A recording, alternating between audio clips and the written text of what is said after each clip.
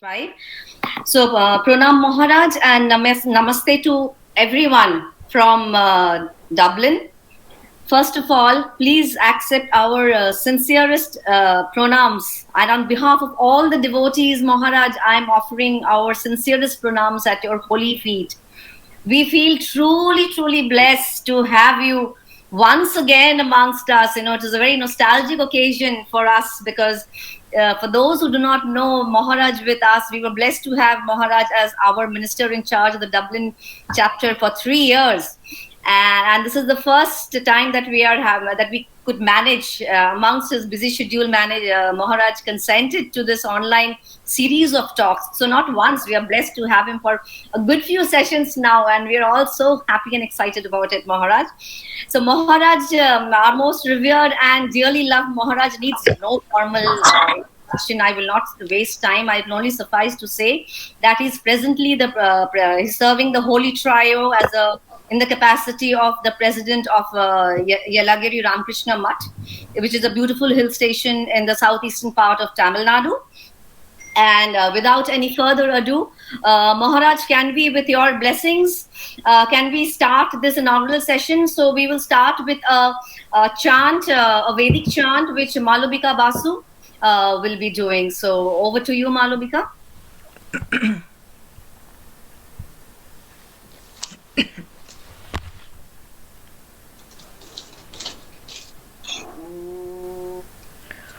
Om Shang no Mitra Shang Varuna Shang no Bhavattaryama Shang na Indro Vrihaspatihi Shang no Vishnu Rurukramaha Namo Brahmane Namaste Vayo Tvameva prataksham brahmasi Tvameva prataksham brahma vadishyami Ritang vadishyami Sattang vadishyami Tanmamavatu Tadvaktaramavatu Avatu mam, avatu bhaktaram. Om Shanti Shanti Shanti.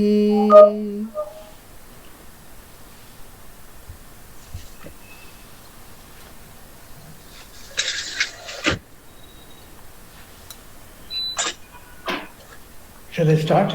Yes, thank you, Malubika. Yes, Maharaj, please start. Thank you.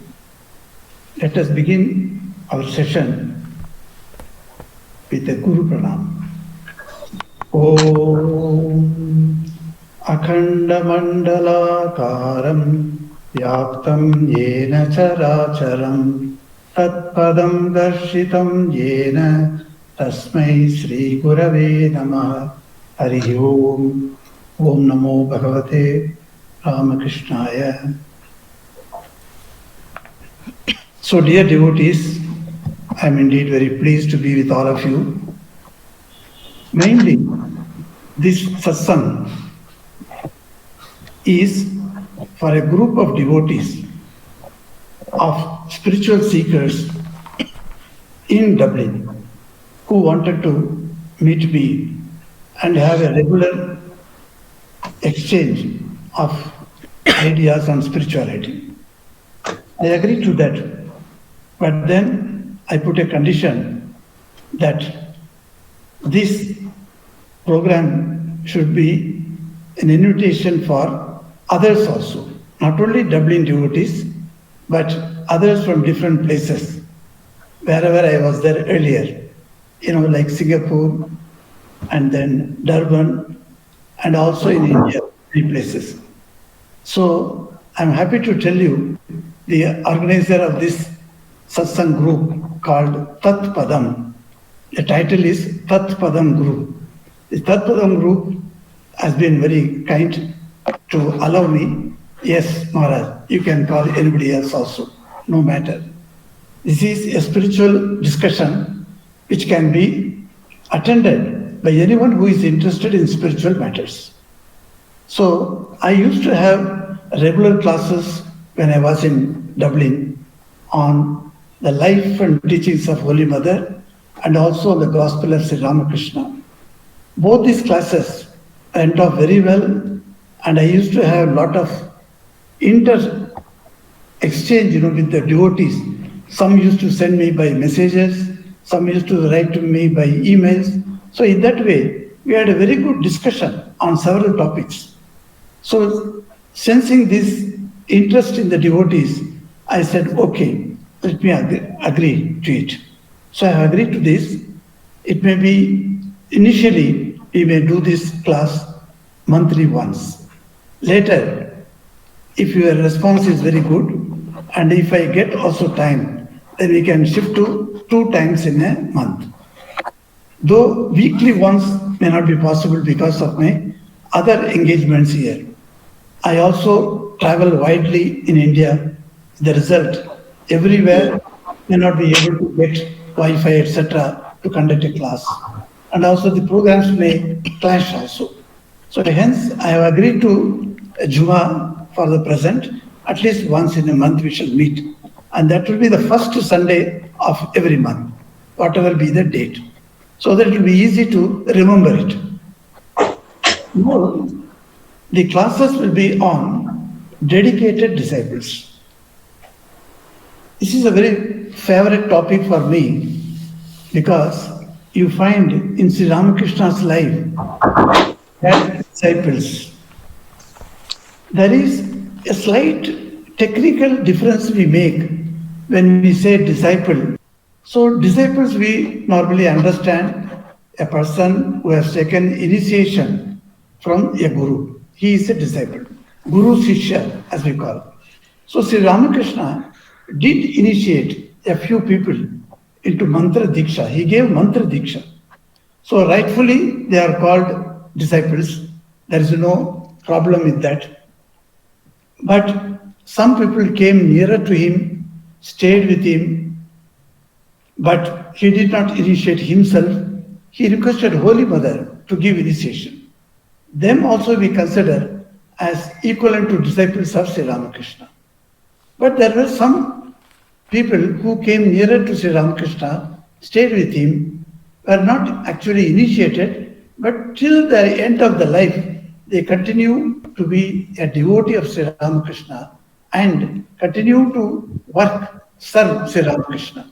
So they are also sometimes considered deemed to be as a disciple.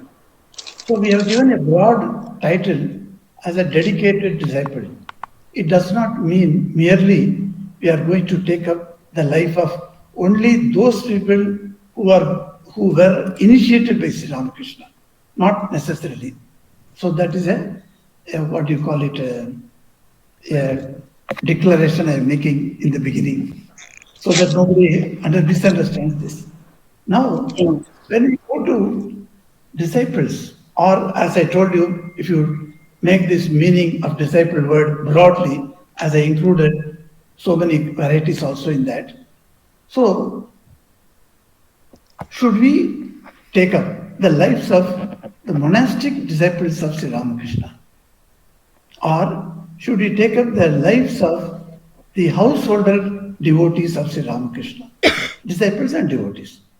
Now, this question also was considered in my mind. Then I thought which would be more comfortable and more relevant to the modern man who is listening to these lectures. Now, I personally felt that the lives of householder disciples may be useful for our devotees, because we do read the life of our monks, the 16 direct disciples, monks. We read about them. We have classes in many of the centers. We have books in our homes. We see that, okay, we do that. But whenever you read the lives of monastic members of Sri Ramakrishna, you actually feel that there is some type of distance with them. Why? Because, first of all, they were all monks. A few who led householder life also, after coming to Sri Ramakrishna, they became monks. So the monk's life is not exactly in toto tallying with the householder's life. As you all know, what is the difference, main difference between the householder life and monk's life? There are certain inherent duties in the householder's life. These, pancha prakar duties are there. Those you have to do. You have to get up, you have to look after the children, husbands, cook for the home, and so many household activities you have to do. And then you have to look after the house, and then go outside also, bring things, materials inside. So many other duties are there, plenty of duties, which we do not have. For instance, in our ashram, I don't go and purchase vegetables, etc. I tell my brahmachari, he goes and purchases. So my duties are different, his duties are different. Likewise, in big ashrams, you will find every monk and every brahmachari has been allotted a particular duty. So in Belur also you find when the monks were there, they were having particular duties for them. For instance, what Brahmanandaji was doing when he was there was not being done by Premanandaji. When you read their lives, you will understand. They were having a particular type of duties which is not entirely applicable to householders. Householders have got multifarious duties in their life. With all that, they are interested to think of God. That is the beauty of the householder's life. With so much of problems, shouldering so much of heavy responsibilities, they are keenly interested. I should tell you, some devotees are there very keen. They understand, and they understand the value of this life. So they go for God's name also. Now such disciples, when you see in the householder disciples of Sri Ramakrishna, you can easily make a bridge between the householder disciples and our own lives in the present day. So, not maybe technically there may be some difference in the standard of life between us in the 2023 and those people who are living in Ramakrishna's time. Yes, at that time, slowly they have been picking up the modernity, etc. So there are a lot of differences maybe there, but it doesn't matter. But they were all busy as we are all busy now. That is certain.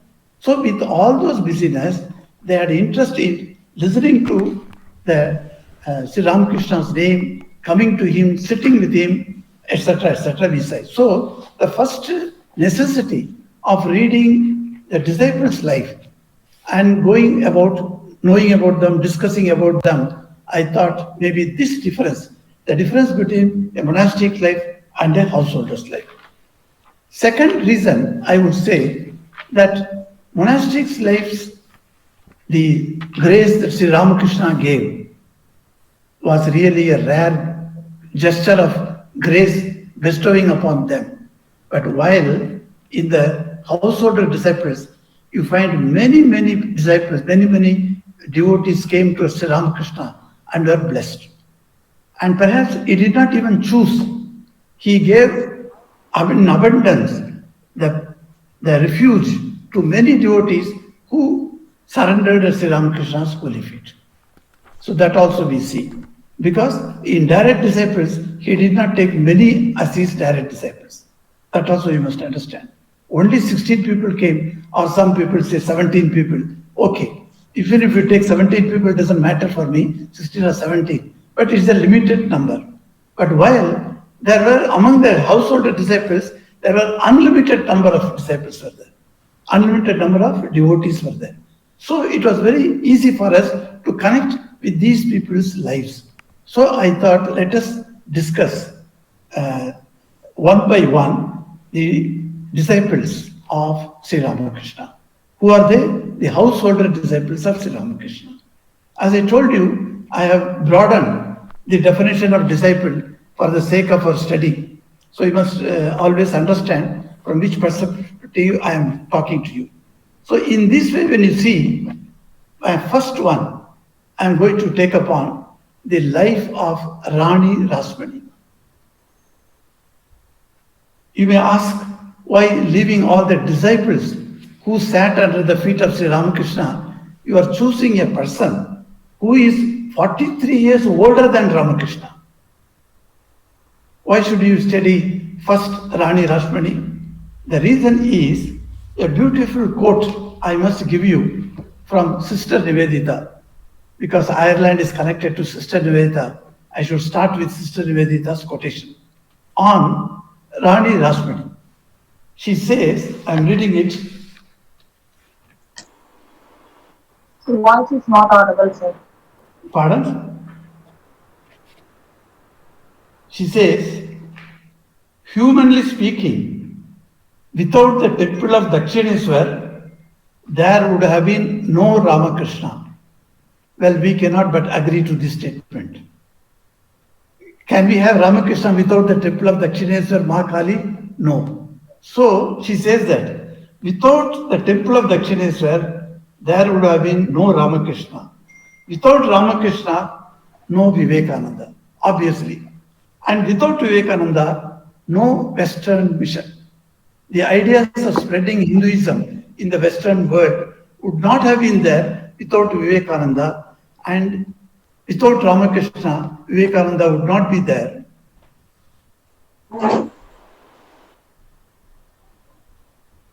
Thank you, but I have kept the sound maximum.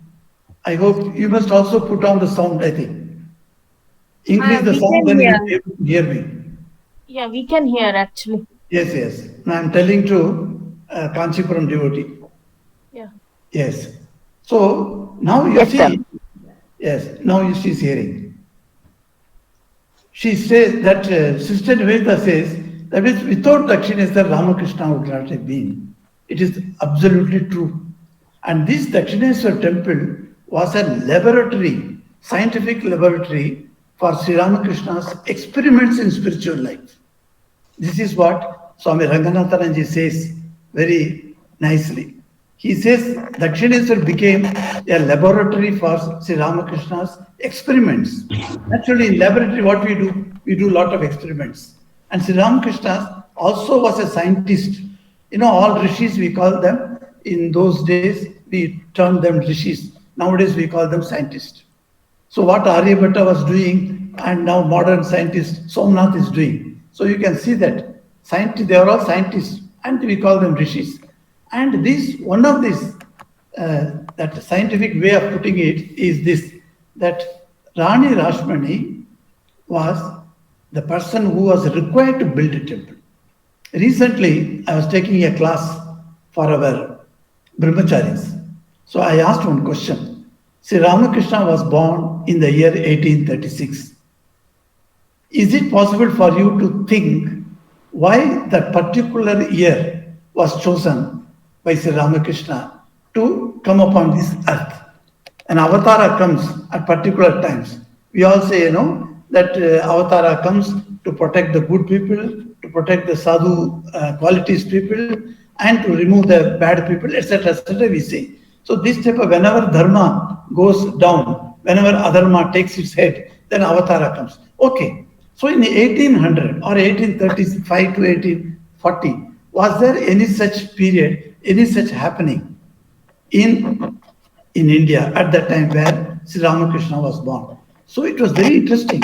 Nearly 20 minutes we discussed, and each one had given one point of view of the purpose of Sri Ramakrishna's avatar, which was discussed. So enchanting it was. I was so pleased that young minds are thinking how Sri Ramakrishna's advent in this world was a precursor to many things. So we could understand that. So likewise, so at that time, one of the answers, why I pointed out that is, one of the answer was very, very I was attracted to it.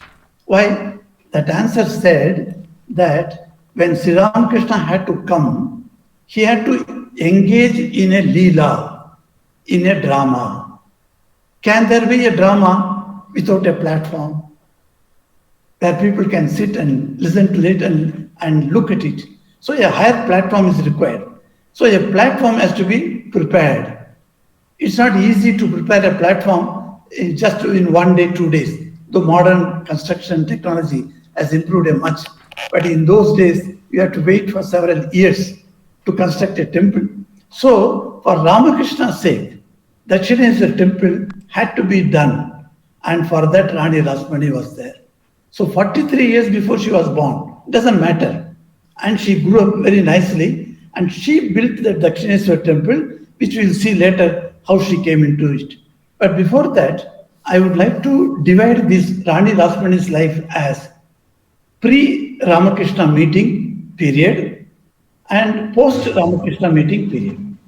If you divide Rani Rashmoni's life into these two, you will find a lot to be learned about Rani Rashmoni's qualities, her wonderful, noble qualities that she exhibited in her life were something extraordinary. That's why she came to help to Sri Ramakrishna. And she is already a helper to the Divine Mother. Sri Ramakrishna once identified her as Rani Rashmoni was one of the 8 Nayikas of Divine Mother Durga, he said. So Durga had 8 Nayikas, Ashtanayikas. So one of the Nayikas was who took the birth in the world as Rani Rashmoni. So when she came as Rashmani, she had certain dimensions of qualities which I would like to insist upon. Unless we see Rani Rashmani in that light, in that context, we will not know her devotion to Sri Ramakrishna. You all know very the popular story about Rani Rashmani is she came to hear the complaints about Ramakrishna. So she wanted to testify herself. So she came to the temple. So all the employees were there, the praharis were there, and Ramakrishna was at that time doing puja to Holy Mother, to Divine Mother Kali. And then he came down and sat, and then she used to call him Choto Bamun. So the big Bamun is his brother, Ramkumar. So the Choto Bamun says, Choto Bamun, please sing a song. Your voice is so melodious. I would like to hear some song. So he was singing. But then suddenly he got up and came nearer to Rani Rashmoni and slapped her on her cheek. That was most unexpected and unacceptable from the social norms of that period, because she was the owner of the temple. She could have simply removed him from the Archaka's post. She did not do. Nowadays you see this. If any Archaka, if any Pujari does any mistake, he is summarily removed from the temple. He is not kept at all. But then Rani Rashmoni did not remove him. She kept on him because she understood, at that time, what was her problem? Sri Ramakrishna said, after coming here, sitting in front of Mother Kali, still your mind is engaged in the litigation about land. Now she was really thinking about certain litigation. Now, this particular Rani Rashmoni thinking about litigation on the land problems cannot be well understood in the context unless we know what was her land ownership, how much she owned, and how big she was a Jamindarani. Unless we know those contexts, we will not be able to appreciate how much she was so difficult for her.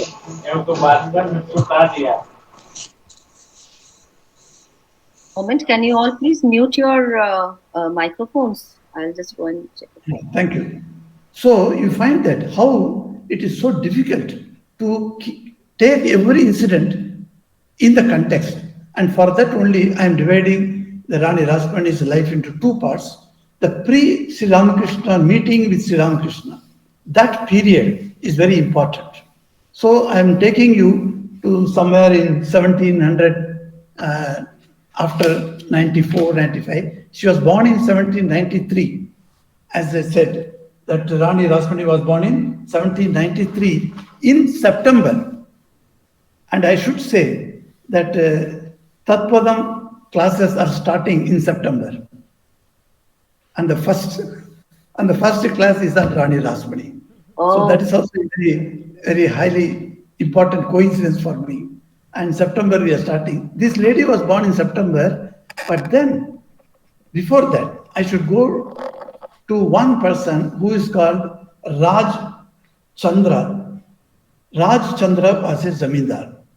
He was a great Zamindar in those days. You know, Zamindars were the landowners.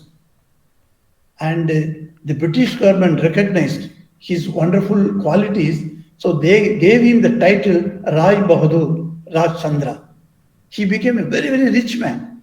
We cannot even imagine during British time, some Zamindar, how he was, actually he was born in a very poor family. Rajchandra was not originally Zamindar. Zamindar means landowner. No. But he was born in a poor family, then he joined as a clerk in a British company. That was very interesting. A salt manufacturing or selling company, he joined as a clerk. By dint of his service and dedication, he slowly got into the good books of the Britishers, the owners of the company. Slowly he grew well in understanding English language. He spoke English very well. He could deal with the Englishmen in business. So slowly he came up and he started doing his own business. And within a few years of his time, he became a big businessman. And purchasing of real estate properties was his pastime. He would go and get that. So lots of zameen, lots of this booby came under his control and became the head of different types of estates. Estates having huge number of coconut trees, estate having paddy fields, estate having like the different fruit laying trees, like the different types of estates he purchased and became owner. And he was very good in litigation also. And he would ask, you have any estate? If you lose the case, he gives that estate to me. So likewise, he went on increasing his property. He went on progressing in the material life. Is wonderful. And he became a very big zamindar. And the Britishers had a special love for him because of his honesty. Though he became a very good rich person, the richness did not enter into his head and became that ahankari. No, he was very, very humble. And that humility of his came. But then he was equally truthful. He cannot accept, he cannot take up anything. Once, when one of the son-in-law asked this Rajchandras, sir, you have already promised an Englishman that you would give 1 lakh rupees in those times. And he said, I must give him because I have promised. Do you know that tomorrow he is filing insolvency papers? He will be nowhere. So you don't need to give him. Actually, God has protected us. Like that he was telling, no. I have told him, tomorrow you come, I will give you. If he comes to me tomorrow, I shall give him. Come what may. And the Englishman came and he gave him 1 lakh rupees. See, the truthfulness is very, very important. I should draw your attention that whoever has to come to Sri Ramakrishna, whoever has to serve Sri Ramakrishna, must also be truthful in that character. Otherwise, if they are not truthful, if they are not sincere, if they are cheating baj, as they say in Bengali, if that type of man, if they cannot come nearer to Sri Ramakrishna. The very fact that his whole family came under the control of Sri Ramakrishna is because of his truthfulness. Not only that, his truthfulness, his son also was very truthful. This Rajchandra. And Rajchandra was, so he came one day in his boat. Now these zamindars, during their free time, they would take a luxury boat and go in the Ganges. It's a cruise. So with all the people, with all the food items, and with all the men to serve them, they would go. The same way Rajchandra also was moving one day. And he came very near to, he was going to actually Triveni. Triveni is a place very well known in West Bengal. I don't know how many of the Bengalis have visited that place. It's a very beautiful place, Triveni. Near Triveni only, your Ram Prasad's birthplace also is there. If you go there, you must go to Ram Prasad place and see the Kali with whom Ram Prasad used to play with, to talk with. So that Kali also is there. So it's a very beautiful place, Triveni. Don't confuse with the Triveni of Allahabad. Allahabad also is called Triveni. There are 3 rivers come and join. Ganga, Jamuna and Saraswati.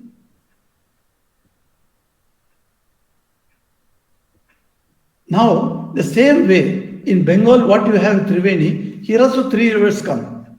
They say same Ganga is there and Saraswati is unseen. Likewise, there is another river which is called Kunti. That river also comes and joins. So Kunti, Ganga, Saraswati, these three rivers join together, and that place is very, very propitious for doing lot of good karmas. Those people who cannot go to Gaya, who cannot go to other Kashi, or who cannot go to, say, Haridwar, those people, poor people, they go to Triveni and then they do the Triveni, they do wonderful, they have there, the Shraddha ceremony, etc. They do. So it is a very auspicious place for the Hindus, and that place he was going. Now, on the way, there is a village called Kona. When you come from Belur to go to Calcutta, at that time you see the right hand side, Kona highway, it is shown there. Many people would have traveled also by that. I have traveled many times by the Kona highway. So the Kona is a village where this poor family was living. What poor family? This Hare Krishna family. His daughter was Rashmoni. So this girl was at that time, when Rajchandra was going by that time, then that boat, he looked at. Many girls were taking bath and they were all standing there talking to their friends. One of them, he saw extraordinarily beautiful, he struck with her. So in his mind he thought, my father is asking me to marry. If at all I have to marry, I shall marry this girl only. He decided in his mind. And with this, he came back. The father was very, very anxious about the son's marriage. Don't think like every father is anxious about his son's marriage. Not in that sense. Because Rajchandra was already married twice. And in both the times, the girls, the daughters-in-law, did not live. They passed away very, very, very shortly. So he felt very unhappy that my son had married twice. Even then, the two girls did not survive. They passed away. So he was very sad in his heart. He wanted a daughter-in-law who could stay with his son for, till their lives go on, till he at least lives. So that was the sad thing that he was feeling. So when Rajchandra came back and told him that, look, father, I have decided to marry as you have requested me. So you can see the happiness in his face. He was so boundless happiness, joyful. He said, immediately, who is that girl? He asked. Then when he told the girls about her, he was stunned. Because the most poorest of the poor family, that family has been chosen to become his wife. That you can understand how it was a shock for the father. But as I told you, the father Rajchandra had many, many good qualities. So what he did, so he accepted them. Then he arranged for the marriage. So the marriage proposal came to Rashmoni's house. People came with the plates, with all those, upacharas. And then they said, we want to have your daughter as a daughter-in-law for family. Would you please agree to this? The father was stunned. He thought, what is this? I'm so poor, and the famous Zamindar from Calcutta is asking the hands of my daughter for his son. It is something, a great thing. And his mother, the Rashmoni's mother, was extremely happy. Not only because she is going to Zamindar's wife in future, but also knowingly or unknowingly, she has been calling this girl from her babyhood onwards as Rani. That was the pet name she gave. She never thought that will come to true one day, and one day she will really become a Rani. She never thought about that. But then it was a coincidence, you can say, but then it was meant for that Ramakrishna's purpose. Anyway, that this Rani Rashmoni became Rani Rashmoni after the marriage with this boy. Now, she gave 4 children to her husband, and all the 4 children were very good. And of them, the 4 children were, all of them are 4 daughters. So we say that Padma, Kumari, Karuna, Jagadamba. These 4 daughters were there. Padma, Kumari, Karuna, Jagadamba. So he got married to all the three. The Jagadamba was not married at that time. She was still waiting for marriage. And her elder sister, that Karuna, she got married to one very, very nice gentleman of Calcutta. His name was Mathuranath Bishwas. So Mathura was the son-in-law of Rani Rashmoni. So he married this Karuna, but unfortunately, Karuna died in a few months. So Rani Rashmoni was distraught. So she asked her son-in-law, "You see, I gave you one of my daughters and she did not survive, but I have another daughter, Jagadamba by name. Can you please agree to marry her so that my daughters are with me? I could be with them." So Mathuranath Vishwas agreed.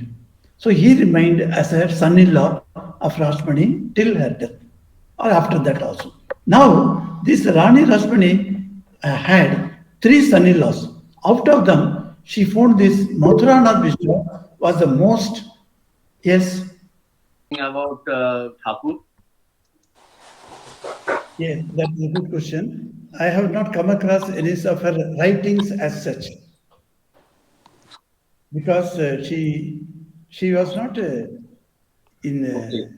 I don't think her literacy level was how much that she could write anything. But she became a very great administrator, no doubt.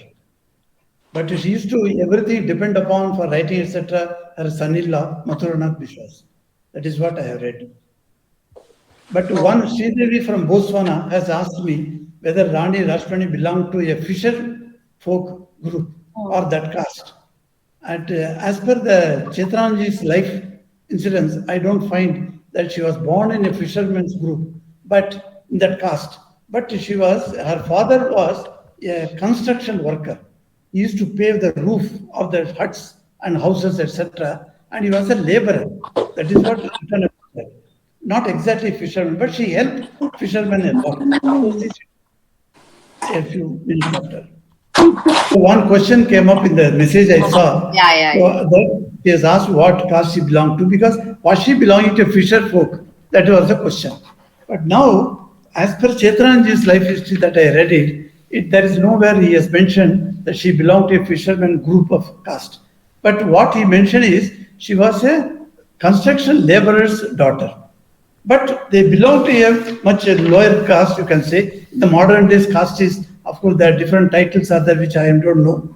But this title is not given here. He says that her father's name is Hare Krishna Das. That is the name of Hare Krishna. So from there, if you can find out the caste, I don't know how to find out. So, but then he was, as a childhood, in her childhood, she was born in an utter poor family.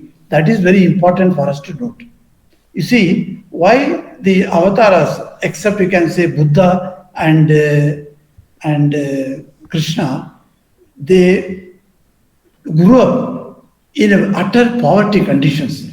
This matter is discussed in Leela Prasanga by Swami Sardananda. Why Sri Ramakrishna chose a utter poverty for his arrival.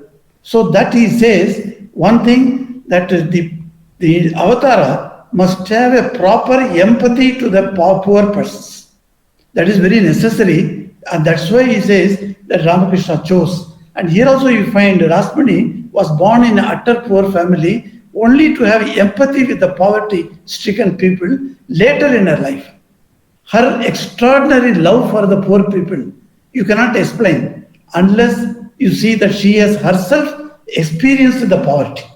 She has experienced the poverty of 2 meals a day. She has experienced for want of nothing. They have just gone like that. So all those things were there. So she used to carry food when he was working as a farmer. Sometimes when the construction work is not available, he used to work as a laborer in a field. So in the farm field, she used to carry food for her father. Likewise, she used to do, even that 8 years, 9 years old girl, she used to do all types of work and help her mother. Her mother was such a wonderful lady. Her name was Ramapriya. Now this mother, while seeing this girl coming up, had a greatest worry of those age, because she is now going to reach the age 11, and 11-year-old girl must be married off. She could not imagine how she is going to marry off her daughter. Wherever she finds a boy, even then, the expenditure involved in getting married her daughter was huge. For such a poor family, it was not possible to meet that expenditure. So that's why when Rajchandra's family came and asked for the hand of this girl, they were extremely struck by the wondering, what has happened to us? How did this man chose my daughter? Like that she was used to wonder. So now he sees this girl who grew up in Bengali. Strange thing is her father was a well-read man. Though he was a laborer, but every week on Sundays, he used to conduct some type of katha in that village, calling all the people, and he would tell some Puranic stories, something he would do enact a drama, or something like that. So he would do that. And whatever he taught in those places, that Rashmani grasped it. She had such intelligent, very highly intelligent girl. So in the whole village, they used to praise her for intelligence. And then her father was naturally a storyteller. Because of the storyteller's stories, she knew many things about our culture, about our religion, about spirituality. And because they belonged to a Vaishnavite form of family, she was so strong in religious practices of the Vaishnavism. Vaishnavite people have put on marks on their forehead and they wear a particular type of sarees, etc. So this girl started learning. She would sit before a mirror, keeping in her hand, and she would mark her face with all those marks on her face. And the small girl, she was very happy to draw all those drawings, on her face. So that's how Shetranji says she was very happy in her home. But not knowing, other than the poverty, other than that, she was extremely full of talents, that's what he says. And sitting in front of a mirror, he says, she would paint her face with religious marks. Okay, that is also a very good. We also used to play, even now sometimes I used to play a big mark on my forehead and then I say yes. So we like that. So marking on the forehead, we do that. So now you see, with all her, this marriage did happen. So Rajchandra was married to Rashmani. And then we saw that Rashmani had 4 daughters, and among the 4 daughters, she had 3 son-in-laws, and the last son-in-law was Mathuranath Vishwas, and Vishwas married 2 daughters of Rani Rashmoni. Now, this is a turning point. This doing Jagadamba coming in the life of Mathuranath Vishwas was a turning point in his life. And this is the time, and what are the things that this lady, as Rani Rashmoni, did to the society must be gone through. Just for little by little, I would just tell you from this book itself. See, Rajchandra was awarded the title Rai Bahadur by the Britishers. He had close friendship with the then elite of the Calcutta society. Who are they? The names are given. Prince Dwarakanath Tagore, grandfather of Rabindranath Tagore, and also Akrur Datto, Kalipushan Sinha, Raja Radhakant Dev, and not the least, the Lord Auckland himself, the British Governor General of India at that time, and then John Webb, and many distinguished members of the East India Company. So, because Rajchandra became very famous in those places, his grandson, his son-in-law also had access to high-profile people in the society. Now you see things that how Rashmani started living her Grahastha life. That is very important. She had very, very busy Grahastha life. At the same time, she built a family home After marriage, after getting all the properties, etc., her husband told her, "Let us build a same big house for us." What type of house? It's a palace. So in 1821, before Sri Ramakrishna was born, that a very, very palatial building was done by Rashmoni and her husband. It was located in Jang Bazaar. Those who are in Calcutta, they must have seen the Jan Bazaar building also. We are also taken, all the Swamis after sannyas, we are taken to that place and shown that building, how Jan Bazaar was there. Sri Ramakrishna had gone there. One day he went and then sat in Jagadamba's room alone. So everybody wondered what he's doing there. So like that, something peculiar things happened there. So this Jagadamba's house where the cot where Sri Ramakrishna used to sit, all those things we saw that. Still they are there. Anyway, it costed 2.5 million rupees in those days. Oh, what a tremendous house. The house description says it has 7 sections with 300 rooms. Almost like a big modern 5-star hotel like. He built it. 300 rooms. It took 8 years to complete that building, Jan Bazaar Palace. 8 years. And the palace is known as Rani Rashmoni Kuti. That is what you will say. If you go to Calcutta now, you can ask the bus or the taxi driver, Rani Rashmoni Kuti. So, here a deity was brought. That is Ramachandra, that is Raghuvira deity. One day a monk came and he told the waiter, the outside, the man who is checking the house, who is standing outside as a Darwan. He told, "I would like to meet the Yajman of this house." That Darwan said, "No, you have got no permission to go. Unless my Yajman tells me, allow you, I cannot allow you." He said, "That's why, let me go and meet him. Go and tell him I have come. A monk has come." So he went and told him. So our Mathurnath Bishwas, he came out and met him. And after meeting him, he was surprised. He gave a small vigraha of Raghunatha and he said, "Keep this in your home. All prosperity will come to you," he said. And it so happened. He kept that on and it went on. After Mathurnath Bishwas' death, after many years, when, not Mathurnath Bishwas, after her father-in-law's passing away, that when the Dakshineswar temple was constructed, after that, the same sadhu came once. And he came and he wanted to see how my Raghunath is staying here. And he was pleased, it said. So the monk has wished them a very prosperous life. And they feel because of Raghunatha coming to their home, their prosperity came. That was the belief. That.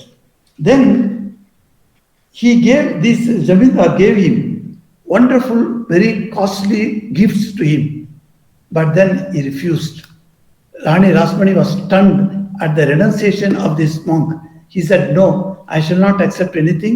I am a wandering monk. I have no place to stay, etc. So please allow me to go." And he left. So it was said that she was stunned by the renunciation of this monk, and this was the background how she could appreciate Sri Ramakrishna's renunciation later on. So that was a great teaching for Rani Rashmoni. That's also one of the things to say. But I would like to tell you that one of the important point in managing the estate, and it was very vast, and Mathuranath Biswas, he knew English very well, and one day Dwarkanath came to Rani Rashmoni.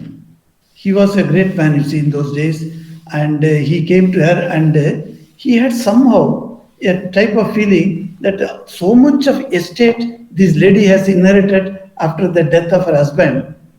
Who is going to manage this estate?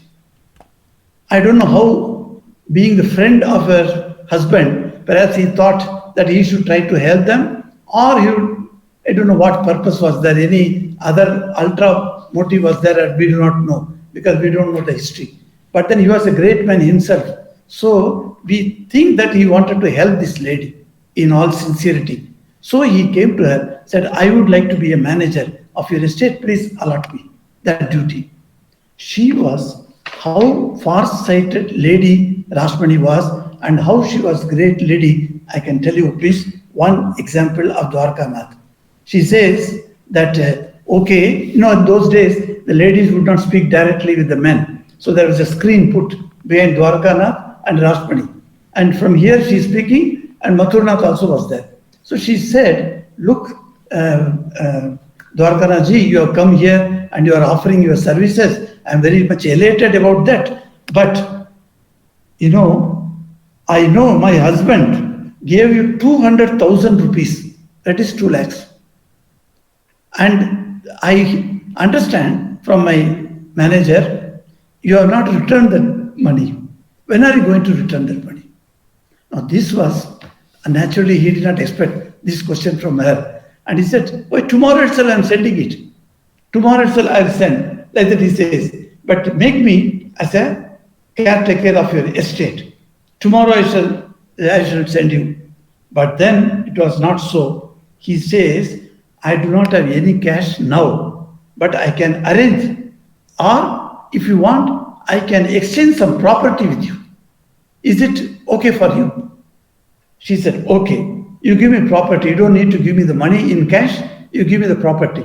So everything was signed, papers were signed, and the property became one part of the estate of him. Is being now transferred to Rashmani. And it says 36,000 rupees is the value, is the income of the property. But then the value of the property is 200,000 rupees. After getting the property from him, she very politely told him, look, you are a great man in Calcutta. Everybody loves you and respects you, honors you. If you have to tell outside, you are an estate manager of Rashmani, what people will say?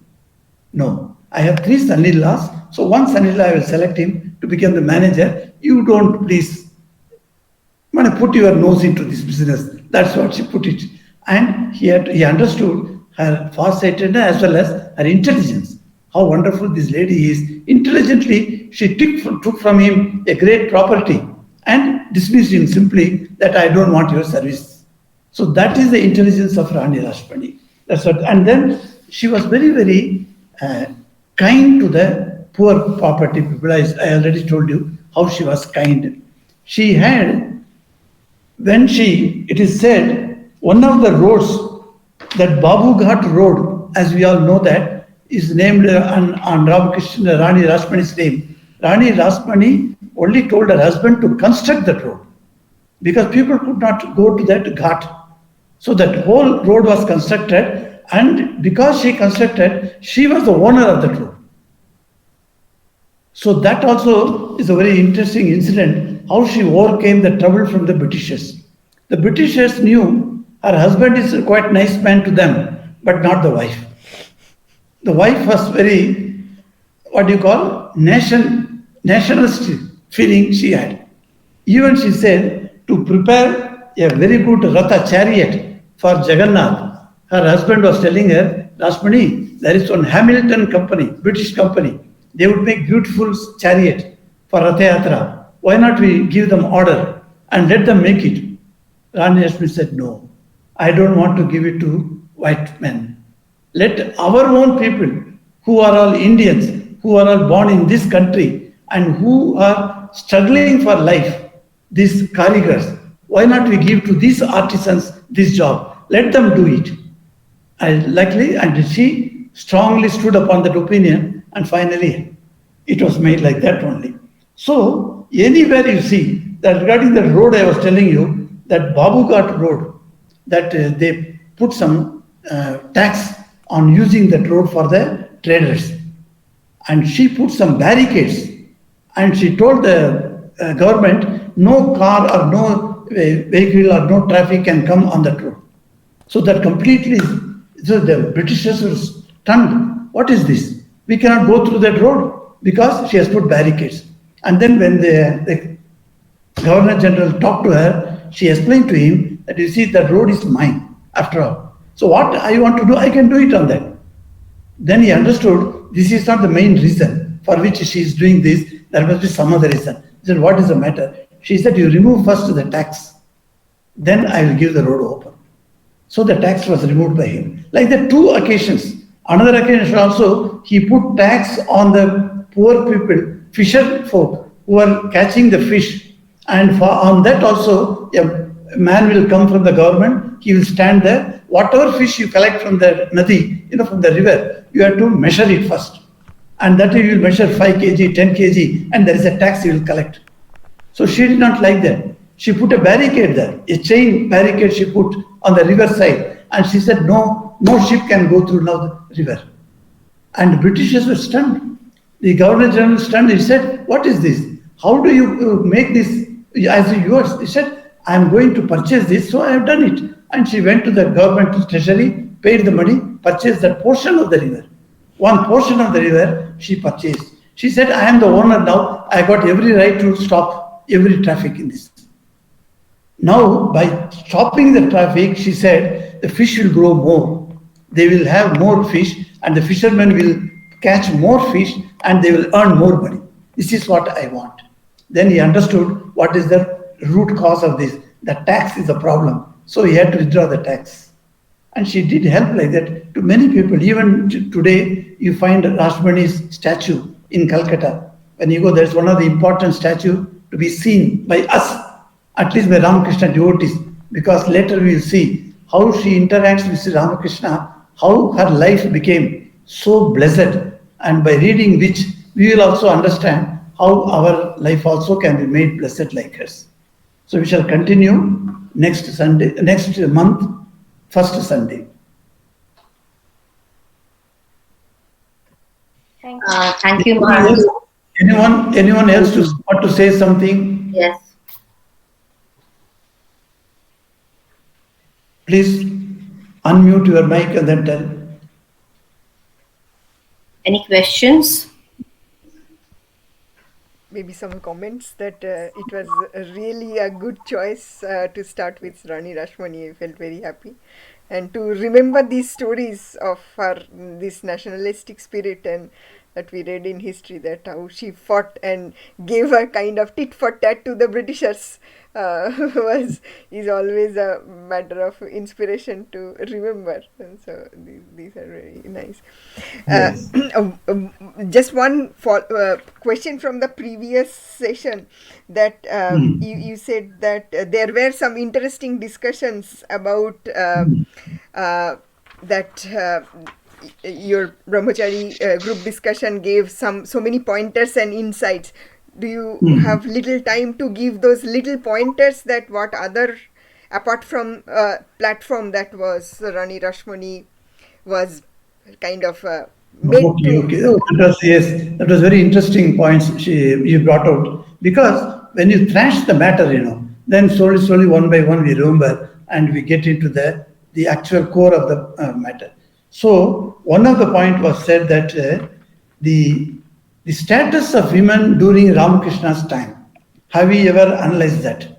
We see only the Calcutta, and Calcutta had grown up because of the Britishers staying there as a capital, and many rich people were there. About them we know. But what about the general status of women in the society at that time, in Ramakrishna's living? So that was a very important contribution of Sri Ramakrishna to the women empowerment, as we use the term nowadays. How the women were given respect, not only respect, adoration from him. How he treated his wife at that time, and how he gave so much respect to his wife and raised the women folks, the prestige for the women folk. That was one of the important reasons that Ramakrishna came. And one reason that I told them, that to purify the tantric practices at those times. In those times, Tantra had gone down the road, as they say, down the line, because the Tantra was not used for spiritual purposes, but for physical pleasures.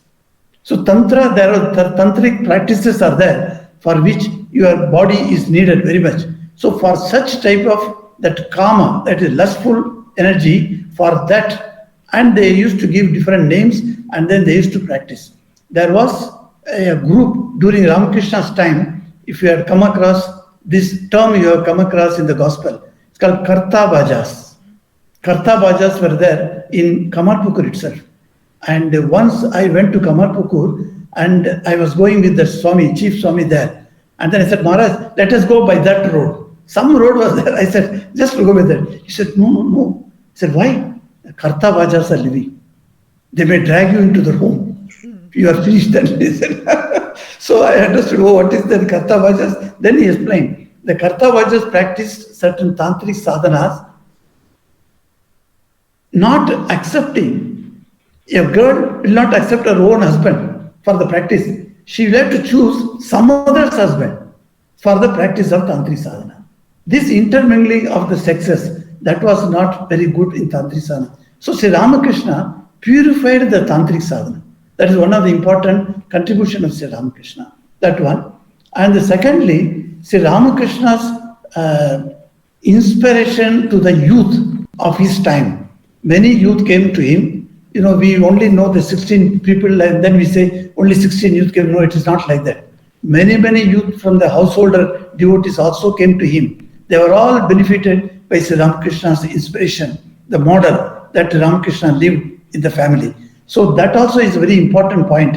You know, how to live an ideal householder, how to live an ideal monastic member. So both the things he showed to the youth, so that youth could decide which one they should. You know, after reading Ramakrishna's life, hundreds of boys got inspired and they joined the Ramakrishna mission later. That's also we see. And then another reason we thought of, that their resurgence in the fine arts. Because Ramakrishna used to sing greatly and he was good in singing. So he encouraged people singing, bhajans, etc. because of the Vaishnava tradition singing. And with that, you find there are so many types of singers being promoted by Ramakrishna mission later. So a big resurgence came in those days. So that is how, that there are several other points also we discussed. Yes. Anyone else?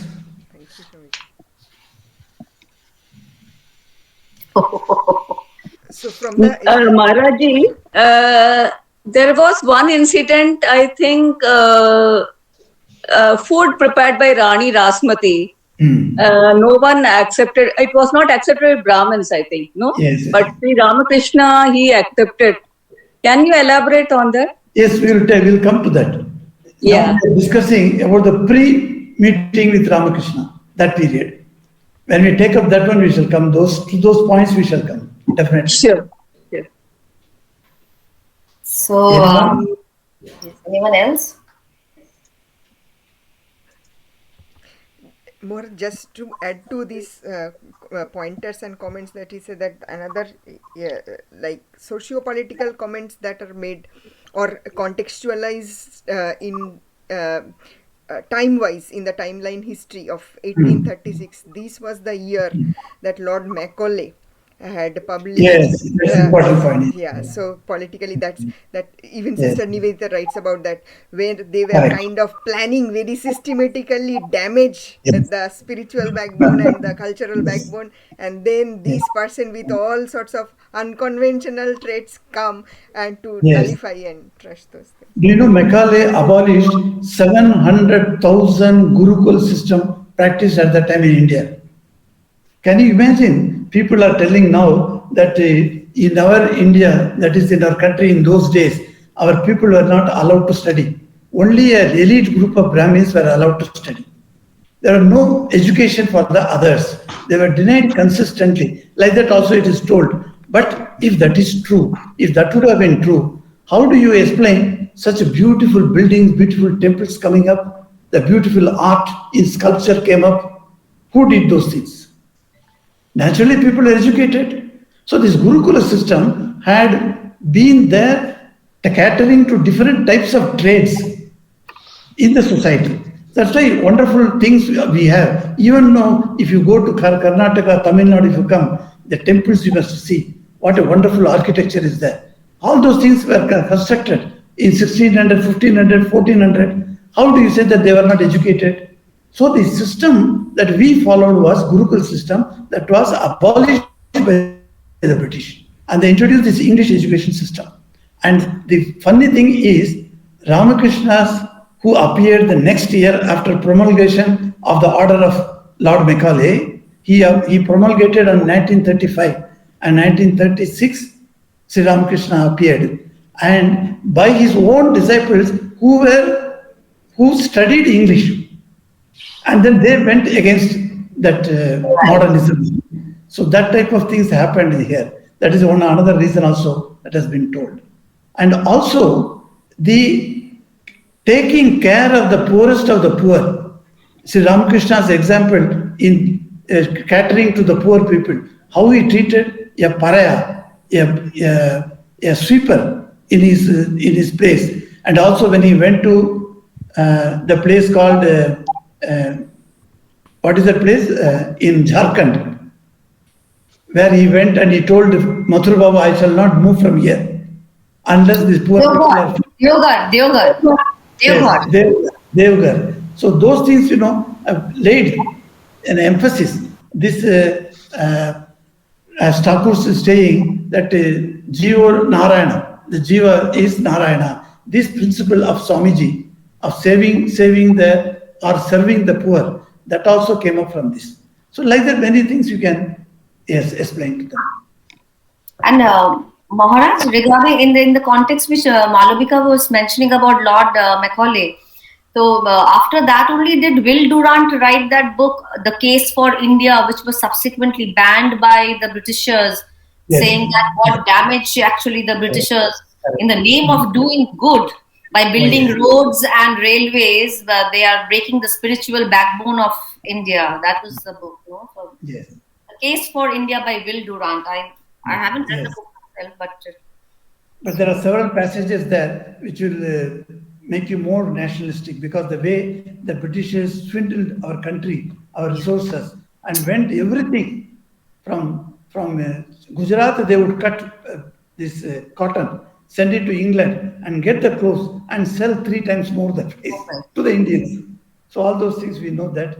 How in Dhaka muslin, how the workers were cut off, that big, fingers were cut off. Oh, yes. So all those things, yes. So many things we read, yes. That's why India is going to claim now a huge amount as compensation for whatever they have done. Hope we get some money from them. And strangely, the chief of East India Company now is owned by an Indian. Yes. Who is it? Do you know the name? East India Company, huh? Yes. One Indian has become the head of that. The head of that. And the Prime Minister also of an Indian origin. So all these things, how the history is taking vengeance on the Britishers. Yeah. Yes. Anyway, that is a different topic. Yeah. So I am so happy to meet all of you, and sorry for that. Yes. So Juma, next time, so you understand, why not we keep to 40 minutes itself, so that we don't proceed further. Every time you have to change it, it's a big botheration. Not change it. You don't have to change. You can create a link, and same link can be used every time, and there is no time limit. From the same Google, this thing, it is possible. You have to go through another option. I can talk to Malavika if you want. Okay. Oh. And lastly, Rakesh is raising hand. Rakesh is. Yes, Maharaj, in Dakshineshwar Kali temple, the temple priest was Sri Ramakrishna. Sometime, what is I want to know about how it was happened like that. Yes, that also will come in. Only Rashmoni's contact with Ramakrishna, how Ramakrishna became priest in that temple, will be taken up in the next month. Okay. Jai Sri Ramakrishna. Thank you. Yes. We divided the life of Rashmoni before meeting Ramakrishna and after meeting Ramakrishna. So in that it will definitely come. Thank you, Maharaj. So will the Maharaj, will the next talk be in the first Sunday of October? Yes, if all of you agree, if you are free. Yeah. more than us being free, it's Maharaj, you are so busy. So we have to see that. And though I have also pasted the link of Tat Padam in the chat. So all those who are interested can join, and then as and when the next group, time for the next session comes, I will post the link over there. So Okay. and Maharaj, अनेक time होएगा. Yes. Yes, something you wanted to say? No. Okay. You end with a Okay, prayer. then let me conclude this then. Yes. Om Shanti Shanti Shanti Hari Om Tat Sat Sri Ramakrishna Arpanamastu. After my departure here, a few of you who want to discuss some admin matters of that, you can definitely do it. Okay? Thank you. Thank you, Maharaj. Namaste Maharaj. Namaste. Jai Ram Krishna Thank Maharaj. you. Jai Ram Krishna Thank you. Maharaj. For your patience, for your time, and for your attention. Apologies once again for the disruption. Hopefully next time it will not happen again. So No yes. problem. Thank you. Thank you, Juma. You're welcome. Thank you. Thank you. Bye bye. Bye. Namaste. Namaste everyone.